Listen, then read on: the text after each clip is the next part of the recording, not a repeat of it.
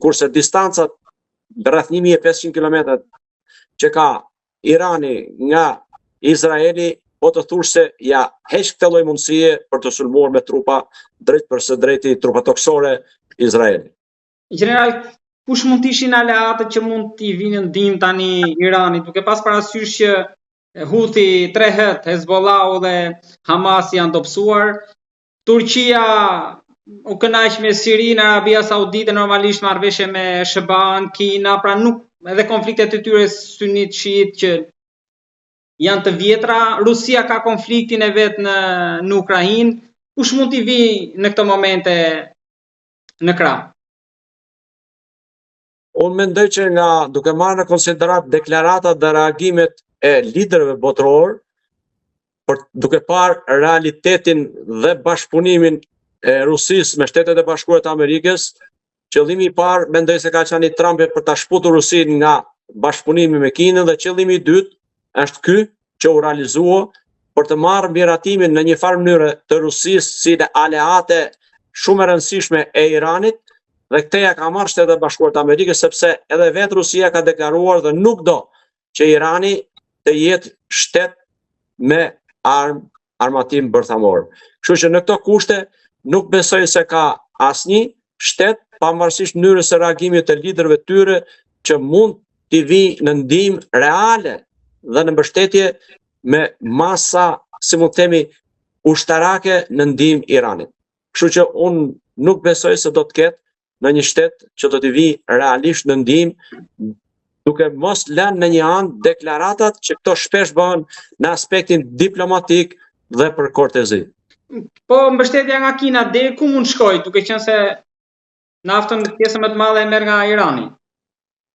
Kina nuk besoj, për arsye të pozitës gjeostrategjike dhe të distancës së madhe, nuk besoj që do të jetë mbështetëse e drejt për drejt, thjesht vetëm do të ketë disa deklarata dhe reagime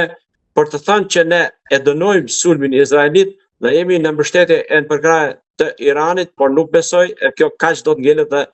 nuk besoj se do të ketë mbështetje më të madhe. Megjithatë, askush nuk do donte që kjo të vazhdonte pafund, pasi nga interesat gjeopolitike kalojmë te ata gjeoekonomike, furnizimin me naftë, por edhe ngushtisa e Hormuzit.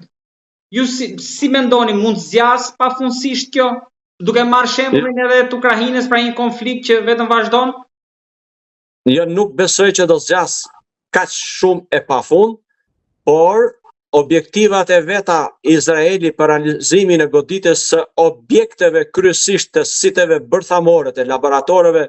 që bëjnë pasurimin e uraniumit, ku ata e kanë pas të lejuar deri në 3% për nevoja ekonomike, por kanë arritur deri në 60% dhe ata i kanë dhënat e sigurta nëpërmjet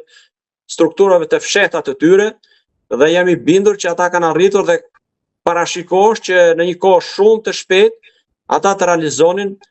pavarësisht mënyrës e formës e përdorimit, të realizonin prodhimin e disa mbushjeve bërthamore, që do të ishte një rrezik i madh, se pastaj do të hapte vërtet portat e ferrit, siç e kanë pranuar dhe dy liderët izraelit dhe ai iranian, lideri me fjalë Ajtullahu,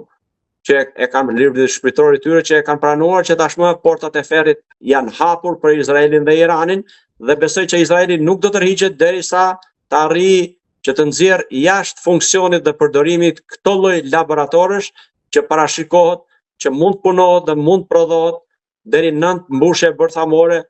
Mënyra e përdorimit dhe hedhjes tyre do të jetë e ndryshme, por o prodhu forma për ta hedhur apo për ta lëshuar gjendet. Kështu që nuk që pa objektiv pjesa e asgjësimit nga 6 deri në 10 të shkencëtarëve, pjesë e strukturës së energjisë atomike në Iran.